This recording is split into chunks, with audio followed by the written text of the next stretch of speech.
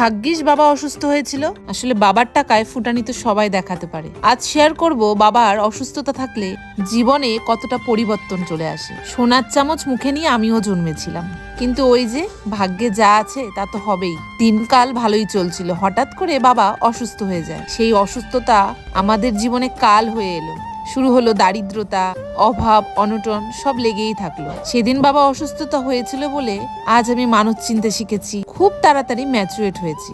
ওই যে কথায় বলে না, খারাপ সময় আসাটা মানুষের জীবনে খুব দরকার। হ্যাঁ, সেটা যেন ভগবানের আশীর্বাদে সবাই তাড়াতাড়ি কাটিয়ে উঠতে পারে। একটা 14 বছরের মেয়ের জীবনে যখন তার বাবা অসুস্থ হয়, যখন তার মাধ্যমিকের টেস্ট চলে, তোমরা তখন বুঝতেই পারো তখন জীবনে কতটা যুদ্ধ করতে হয়, কতটা লড়াই করতে হয়। বাড়ির যে আর্নিং মেম্বার সে যখন বসে যায়, তখন সেই বাড়ির পরিস্থিতি খুব ভয়ানক হয়ে ওঠে। তখন সেই ফ্যামিলির সব থেকে যে বড় সন্তান, তার উপর সব দায়িত্ব এসে পড়ে। শুরু হলো তারপর থেকে আমার নতুন লড়াই। টিউশন পড়ানো, প্রাইভেট স্কুলে জব করা, সাথে নিজের পড়াশোনা আর সাথে ফ্যামিলিকে